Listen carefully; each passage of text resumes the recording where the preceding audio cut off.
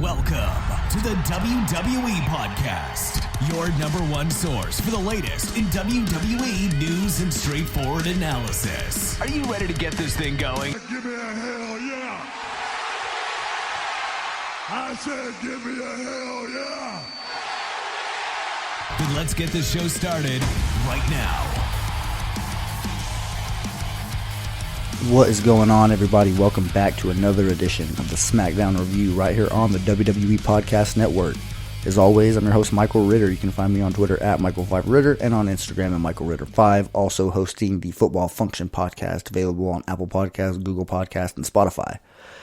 Today, we're going to be talking about the SmackDown that aired on April 16th, 2021, as well as touching a little bit on the quote-unquote budget cuts that happened a little bit earlier in the week. And then I'm going to give my thoughts on the addition of Pat McAfee to the commentary booth on SmackDown. So definitely an eventful episode here in store for you today.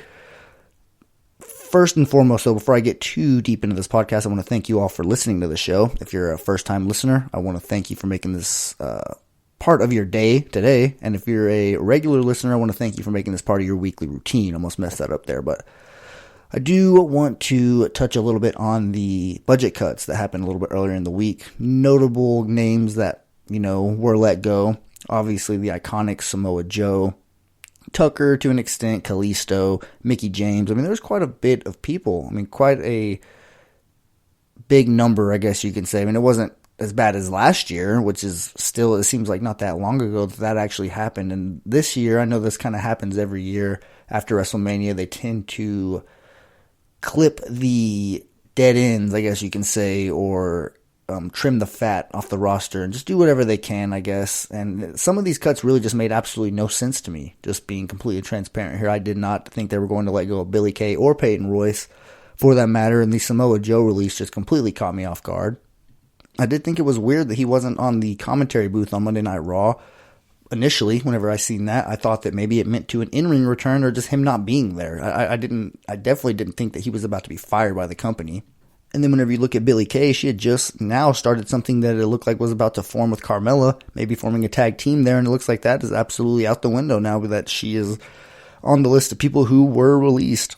And you just really hate to see it, honestly. Some of these guys and girls had a pretty big following. They had a pretty big fan base here in the WWE, and I know that it's going to be tough seeing them leave, especially Samoa Joe. He just had all the talent in the world. He should have never been on the commentary table to begin with. He should have always been an in-ring competitor, and I'm not sure if or how much of his absence from the ring is injury-related, because it very well could be, and I'm not sure how much of it is just, business, quote-unquote, whatever you want to call it. So I don't really know, but I do hope he finds work elsewhere. I know he will. People have kind of already speculated AEW might be a good landing spot for him, and if he did, that's just another big name that they would get there. Another guy who'd probably go on Chris Jericho's podcast and expose the WWE for whatever Samoa Joe has experienced over the years of him being here. It's just unfortunate that he didn't maximize what they could have done with him here on the WWE roster. He had some pretty good moments, but never that one signature moment here on WWE, so that's definitely a shame.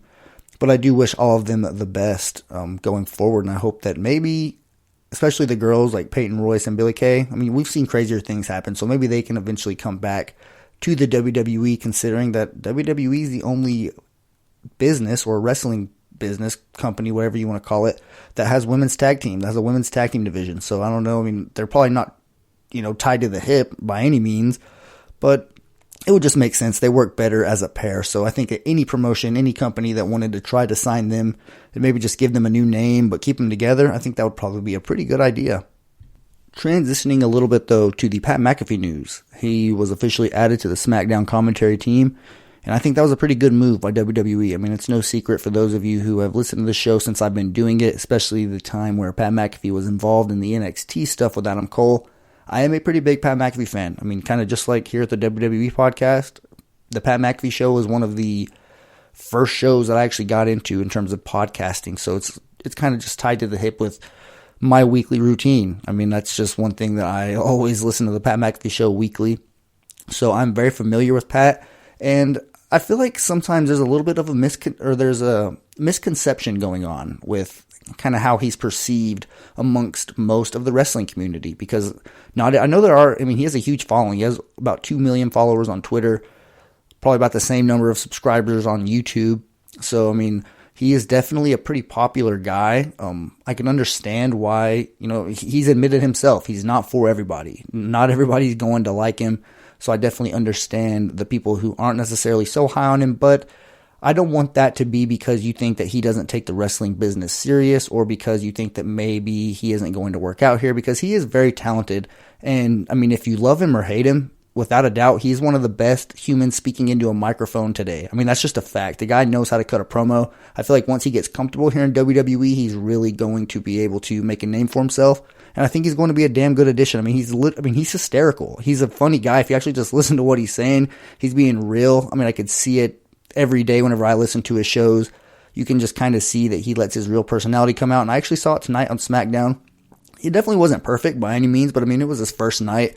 It doesn't hurt whenever you're alongside a guy like Michael Cole. And keep in mind that Michael Cole is the one who advocated for this. He's the one who pushed to have Pat McAfee be his partner. So, I mean, that should speak for something on its own, that Pat McAfee got the approval from Michael Cole. And it seems like that is a team that they're at least going to try out. So I'm definitely looking forward to it, though. Really quickly, I did want to provide just a small bit of audio, literally just 31 seconds of a clip of Pat McAfee actually talking a little bit about him being a wrestling fan and why he's a wrestling fan. So I kind of just wanted to play that for you guys, just so you can kind of know how he says, not in character or anything like that, just Pat being Pat and him talking about why he likes the wrestling business and basically just what he thinks about his new opportunity. But I've always loved the business. I've always enjoyed the hell out of sports entertainment, professional wrestling. Literally my entire life. I've been very open with, if it wasn't for the Attitude Era and wasn't for the Monday Night Wars and for me being dialed into these larger-than-life personalities and characters, I would have never probably had the aspirations that I had. You would probably not see or hear the same person. I assume it shapes part of my personality. I think it's pretty apparent now at this point. So I've always been a diehard fan. See, so I mean, you kind of heard it there yourself. He's definitely taking this serious. I mean, it's like putting yourself in his position. I mean, if you've always been a fan, especially during that era, the Attitude Era, you can definitely see why he would really take this opportunity serious and why he's probably going to try to make the most out of it. And just knowing Pat for like how he is, he likes a challenge. And if you are going to sit there and tell him that he can't do this or he's not going to be able to do good at being on the SmackDown team, then I think that he might actually take that and try to prove you wrong. And if he does, that's great. And if not, I mean, I'm just glad he's getting this opportunity, and it's going to be pretty fun covering him for as long as he is on the SmackDown commentary table. So just wanted to provide a little bit of audio there, provide my thoughts about all that stuff. Moving on here, though, we should be able to dive right into the SmackDown review. And of course, we start here with Roman Reigns coming to the ring with Paul Heyman and Jey Uso. And whenever he gets in the ring, he actually stays silent for several minutes. And he kind of listens to the pumped in, "You suck" chants by the crowd, a little bit reminiscent of whenever he was getting booed out of the building by the live crowd in Orlando, whenever he retired, or we thought he retired, The Undertaker. And he just got booed for 7 or 8 minutes where he didn't say a word. This was only 2 or 3 minutes where he was kind of just staring at the camera or, just looking around, basically just soaking in all of those chants from the pumped in crowd. But he does finally speak. And he tells Paul Heyman to tell the quote-unquote new viewer, in case nobody knows, or I guess if anybody didn't watch WrestleMania, he tells them to talk about the two guys that he beat at WrestleMania. So Paul does, and then he goes on about how they're both Hall of Famers and how they're both married to Hall of Famers. Not really sure how the married part goes, but I guess it somehow makes them a little bit more, I guess it's another thing on their resume, I guess you can say, to make them more impressive if they aren't already. But continuing here, Roman Reigns says that he took a page out of Paul Heyman's playbook by calling his own shot, basically just referring to him saying that he is going to, quote-unquote, smash them, stack them, and pin them 1, 2, 3. And then Roman kind of asks, after that, who's next? I mean, who is going to possibly want to step to him after seeing what he did to 2 Hall of Famers? And then he answers his own question and says that the answer is nobody. And since nobody is going to step to him, that he's fulfilled his obligation by opening SmackDown. So it's time for WWE to cut the check, and then they need to fire up the jet because it's time for Roman Reigns to go home. And as he tries to leave, he's interrupted by Cesaro's music, who comes to the ring and gets him right in Roman Reigns' face.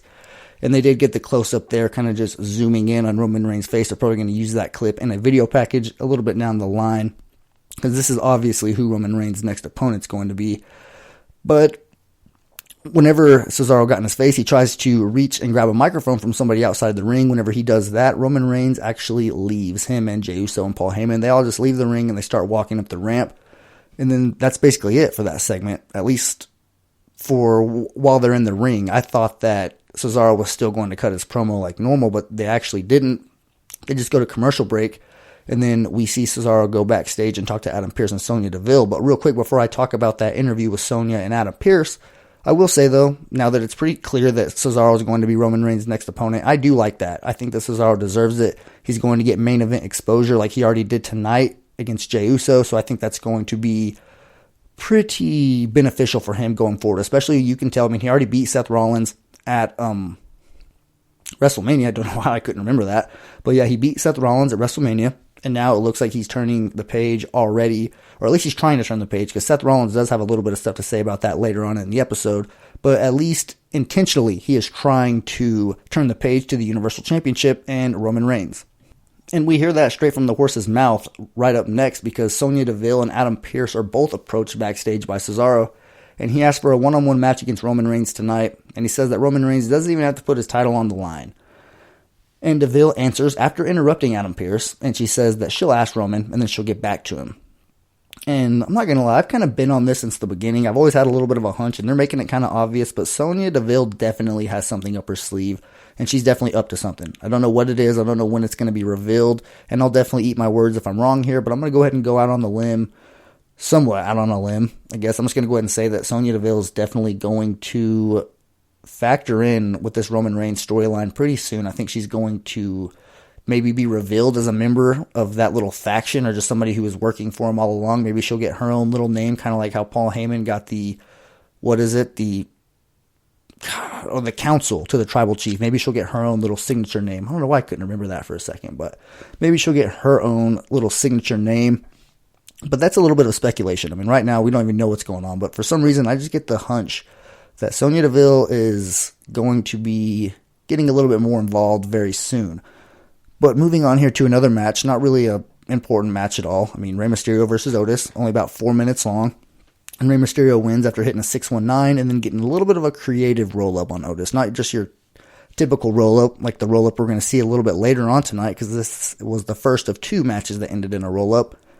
But like I said, this one really wasn't beneficial at all. I did like that Rey Mysterio and Otis looked like they both debuted new gear. Not like a new style of gear, just you can tell it was new gear, like updated. So I thought that was kind of cool. But moving on here, Paul Heyman cuts a pretty good promo backstage, just talking about how the reign at WrestleMania was actually just tears of angels, because they knew what Roman Reigns was going to do to Edge and Daniel Bryan. And he even calls Cesaro a joke, a guy with a $2 million body and a 2-cent brain. And he goes on to say that they should give Cesaro what he wants and squash this thing before it even gets started. But I don't know. I thought this was kind of confusing. Maybe I didn't catch it, and I honestly probably should have went back and rewatched it, but it's just too late for me to do that. So I wasn't sure really. At this point, I thought that they were going to give him the match against Roman Reigns, but it turns out that is not what happened at all. So I don't know where I kind of got confused during the show, and I kind of made a note here to say that I definitely miswatched something, or I don't know, I guess, because I even thought that they put a graphic up on the TV. So if anybody else noticed, if you saw a Roman Reigns versus Cesaro graphic, definitely let me know. But for some reason, I thought that it was going to be Roman Reigns versus Cesaro, but that is not the case at all. It ends up being Jey Uso versus Cesaro in the main event. And up next, we get another match. We get Sami Zayn versus Kevin Owens. And Sami wants to prove to Kevin that Kevin cannot beat him without the quote-unquote toxic fans in attendance and Logan Paul being around the ring and ultimately getting involved. And this match didn't quite live up to their WrestleMania standards, but it was still entertaining. Kevin Owens, he sent Sami Zayn flying through the air when he bounced him off the top rope. I don't know if I've seen that before. I just thought it looked cool. It was at least a good visual in the match, so I thought that was pretty cool. And then Sami Zayn actually hit Kevin Owens with a sunset flip powerbomb that was actually highlighted by the commentary team, that I thought that was a pretty good spot, and they actually talked about it a little bit. And Sami Zayn actually ended up kicking out of 2 pinfalls here. But you thought he was about to maybe take control of the match whenever he He got Kevin Owens, like, just scraped his eye. You know what the Hills do. They normally kind of just scrape the eyes a little bit when the referees aren't paying attention. That's what Sami Zayn did, and initially I thought, hey, he was about to try to get in the match and steal a win here, making it 1 win apiece, maybe setting up for the rubber match at WrestleMania Backlash. So maybe that was that's what I originally thought was going to happen.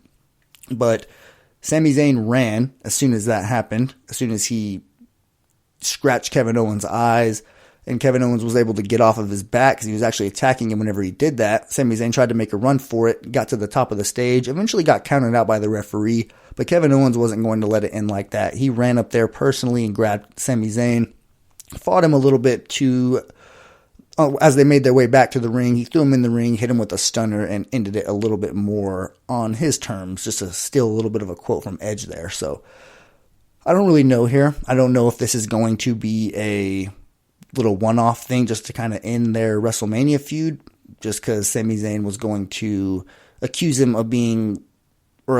win of being bogus, of not being a clean win because of Logan Paul or whatever reason.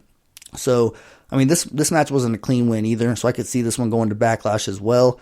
And it seems like, I mean, like we all expect, and like Matt's mentioned multiple times throughout the week, this Backlash card is going to be very similar to WrestleMania, and it continues here with what happens next. The Intercontinental Championship picture gets a little bit of mic work, or at least a little bit of mic time, I guess you can say. Apollo Crews cuts a promo backstage saying that the WWE Universe has been pretty quiet since he beat Big E at WrestleMania, and that anybody who comes for his Intercontinental Championship will be annihilated by the Nigerian Nail. And I wasn't sure if that's his new nickname. I think it is. I think he's trying to introduce us to it, if that's what he is doing. Nigerian Nail. I mean, I know that there was once a Nigerian Nightmare for an NFL player back in the 70s or 80s. I don't know exactly which one. But I'm all for nicknames. I typically like them whenever they're organic and whenever they stick on their own. So hopefully this isn't something that's going to try to be forced. But who knows? I mean, Nigerian Nail definitely has a little bit of a ring to it, especially with what he's doing lately. And I do think this is going to be a pretty long title run for Apollo Crews, especially with the help of Commander Aziz, formerly known as Dabba-Kato. So he's going to have a little bit of a henchman, a little bit of a bodyguard, I guess you could say, somebody on his side who's going to help him secure that Intercontinental Championship every time he's in the ring defending it. Moving on here in the SmackDown card, we get Bianca Belair's victory party. And the Street Profits come to the ring and they say that Bianca's win at WrestleMania was inspirational to them. And they, since it's take-back season, according to them, they are ready to get their SmackDown Tag Team Championships back that they haven't had in, I believe it was 3 months. Michael Cole said it before the match that they haven't had an opportunity at the SmackDown Tag Team Championships in 3 months, I think since they lost them. So they finally get the chance to get them back, and we'll see how the match goes. Before the match, they show highlights from Bianca and Sasha's match at WrestleMania, and then Bianca comes to the ring. She says that she's been floating since Saturday night, and she feels blessed, but despite the setbacks and the struggles, she never stopped believing that this moment was possible. And then she says that if you'd have asked her a year ago if she could main event at WrestleMania and win the SmackDown Women's Championship, that she would have said yes. And she doesn't think that's cockiness. She just thinks it's pure confidence and believing in herself and knowing what she brings to the table. But she does thank Sasha Banks. She thanks her for pushing her at WrestleMania and for making history with her. And then she goes on to say that they are just getting started making history. And then immediately after that, you kind of see them start to celebrate. That is the Street Profits and Bianca Belair. They kind of she tries to hype them up for their tag team match, saying that they only have gold in this household, telling them that they better get the win. And then the cameras move backstage where Sasha Banks is being interviewed by Kayla Braxton, where Sasha basically can't even get a word out. She kind of looks at her scar and she just says Bianca's name and then walks away very angrily, or pissed off, I guess is just a better way to say it. She was definitely not happy, and I thought maybe she was going to the ring to cut an official promo and say where she's going from here, but that really wasn't what happened. We didn't see any more of Sasha as the night went on. But Kayla Braxton did eventually get an interview. This time it was with Bayley, and Bayley just calls out Bianca for crying before her match even started at WrestleMania. She claims that Bianca was crying because she didn't even think that she could actually win. And then Bayley eventually says that it's time that she gets back in the title picture. So she challenges Bianca to a match for a SmackDown Women's Championship. I'm not sure when. If that was announced, I definitely missed it. but I expect it to happen probably on SmackDown, given their need for having championship matches on SmackDown. We had one tonight, the tag team championships, which we're going to get to next.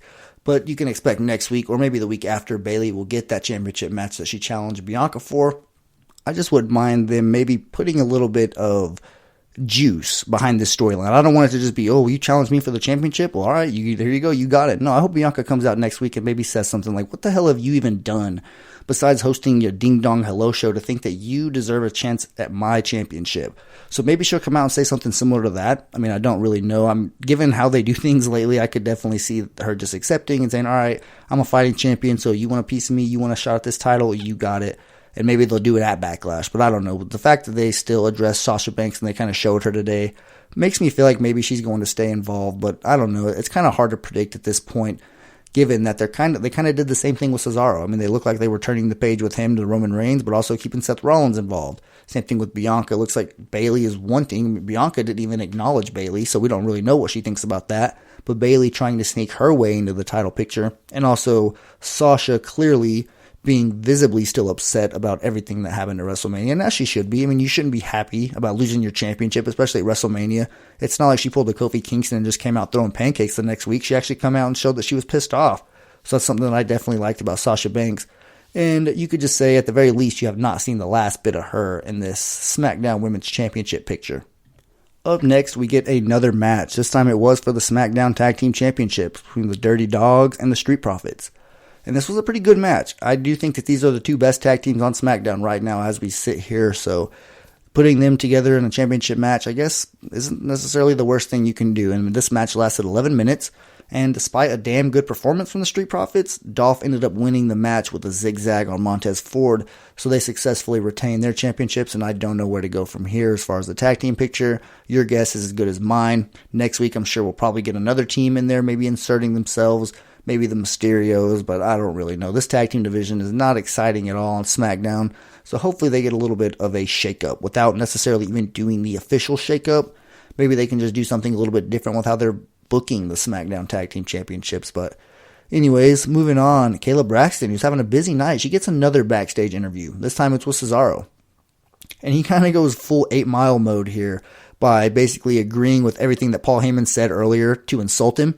And he says that all of that isn't going to change what he's going to do to Jey Uso tonight. So basically just agreeing with Paul Heyman, saying, yeah, you can insult me all you want. It doesn't really matter. I'm going to turn it against you by agreeing with you and just saying that it's not going to stop the fact that I am on a mission to get to Roman Reigns and that Universal Championship. And I'm going to go through his right-hand man tonight. And I was definitely looking forward to that match, and we'll get there right after we cover this next match, which was Natty versus Shayna Baszler. Not a very long one at all. It was definitely a display of technical wrestling. I will say that. Tamina kind of got involved, so did Nia Jax a little bit. Tamina actually saved Natty from getting her hand stomped on by Baszler when she does that thing where she, twists their arm, gets her elbow up, and then does that stomp, which is definitely a move that, if any move in the WWE looks like it's going to actually hurt somebody, that is definitely one of them. But like I alluded to a little bit earlier, another match is going to end in a roll-up, and this just so happened to be that match. Natty did win with a pretty good roll-up. I'm not going to lie. I mean, it's hard to say that, a good roll-up. I know that those two words really don't go well together in a sentence. But if you look at Rey Mysterio's roll-up earlier, like I said, it was a little bit creative. It wasn't just your typical get distracted and roll somebody up. There's a little bit of technique behind it.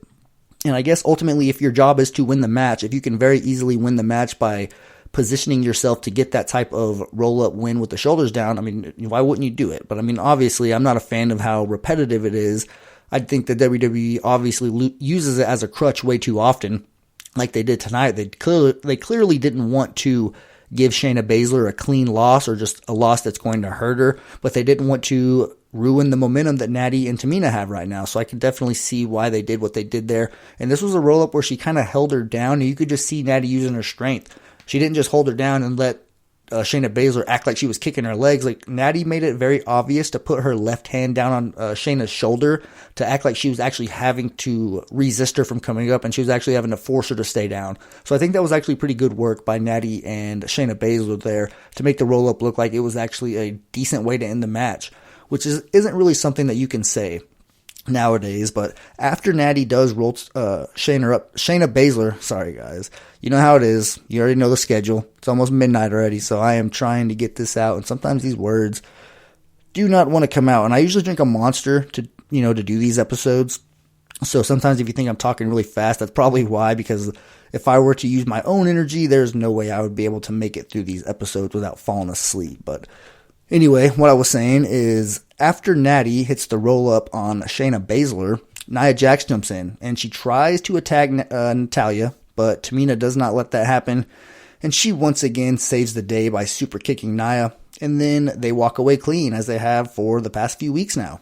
So they look like, despite losing at WrestleMania, they look like a team that's certainly on the rise, going in the right direction, and with the most legitimate case to take those titles off of Shayna and Nia at some point. Definitely wasn't at WrestleMania, maybe at Backlash. That will be the match that has a different ending than the match at WrestleMania did. But moving on here, we get the main event, Cesaro versus Jey Uso. Jey Uso cut a promo before the match begins, basically just telling Cesaro that he's going to figure out why they call him Main Event Uso, and he actually does. And he said more than that. It was a pretty good promo, a good passionate one by Jey Uso. It looks like he's getting a little bit of that Paul Heyman teaching as well, because you could tell Jey Uso is actually trying, or at least trying to improve on the mic a little bit. So I actually really like seeing that from Jey, as well as him, thriving in the main event picture as well as he has for the past 5 or 6 months. This is no different. Cesaro versus Jey Uso. And these guys actually worked pretty damn well together. I don't know why I would expect anything different, considering that this is two veterans, but I mean, they just went together and it was just damn good tag team work. Maybe they have a little bit of chemistry from the days back when Cesaro was with Tyson Kidd and the Usos were the Usos, and they had several tag team matches against each other.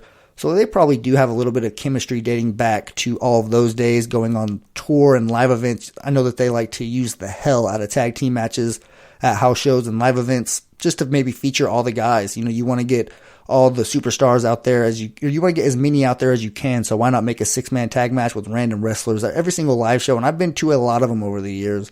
I have always seen just a lot of random teams, random 6-man, 8-man tag teams just thrown together. But I mean, that's just part of it. It's just part of going to a live event. And I definitely know that as I'm going in there. So, I mean, it's not a bad thing by any means. I just kind of thought that could be a little bit why these guys work so well together, I guess. A short way of saying what I just explained for like 20, 30 seconds there. But Cesaro does have a pretty good spot in here where he has one of those corkscrew uppercuts. He's been doing it a lot lately where he jumps off the rope and he just spins in midair. And that's a thing of beauty. I will say, I like that. And it gets prettier and prettier every single time he does it. And after this match kind of started out slow-paced, it turned pretty intense quickly, and it got really physical after they kind of started trading slaps to each other in the face in the middle of the ring. And as Cesaro kind of started to pick up a lot of momentum and really get some steam going, he was about to put Jey Uso in the swing, and he was starting his count. I believe it got up to 4 or 5, but he was attacked from behind by Seth Rollins, ending the main event match in a disqualification. So you can expect, I don't know what Roman Reigns, I don't know what Roman Reigns is going to say about that, given that he probably doesn't like his cousin's matches get interfered with. And the fact that Seth Rollins did it, does that begin a little bit of something involving Seth Rollins now? I mean, that's kind of something that went through my mind whenever I seen that, or I don't know if they're just going to truly continue on with this Seth Rollins versus Cesaro thing. That's kind of what threw me off. I was like, well, I mean, I was officially on board with Cesaro versus Roman Reigns. I was starting to wrap my mind around that. But throughout the show, I will say, they continued multiple times to show the highlight of Cesaro getting spun around, Seth Rollins getting spun around on Cesaro's shoulders when Cesaro wasn't using his hands, which I thought was kind of weird. They definitely showed it a lot. I thought that the first time they did it, and then I was like, okay, that's pretty cool. And the second time, I really didn't notice that they'd already done it. But like by the third or fourth time that they did it, I was like, all right, what the hell are they doing here? And then I guess I kind of realized, all right, they're trying to embarrass Seth Rollins. He's going to get pissed off and eventually come out here. And that's exactly what he did. And he specifically said that this isn't over, that he has not seen the last of him, and he's going to get his revenge. He called it a fluke, a shot from the sky, basically a 1 in a million, that Apollo, oh my gosh, you can tell that it's late, and definitely towards the end of the episode when I just called Cesaro Apollo. But anyways, you can already tell that Seth Rollins and Cesaro are going to be fighting at Backlash at the very least. I don't know if anybody else is going to be involved in terms of Jey Uso and Roman Reigns. It just didn't really make sense, I feel like, to begin touching up on the Cesaro and Roman Reigns thing while Seth Rollins is still trying to get a little bit of revenge. I feel like this whole 3-person dance partner thing is getting a little bit old with Roman Reigns. I want to see him focus in on one guy. And he hasn't necessarily said a word about Seth Rollins yet, but you could see him not liking what Seth did to Jey Uso and ending their match. Not that he touched Jey Uso, but I mean, he ended their match. So I don't know. But at the same time, he might appreciate him for attacking Cesaro, given that Cesaro disrespected him earlier than I guess you can say, or just definitely pissed Roman Reigns off. Because you can just see that look on Roman Reigns' face. He didn't appreciate Cesaro coming out and interrupting him, hitting his music, and basically stepping up to the challenge that Roman Reigns put out there when he said, "Who's next?"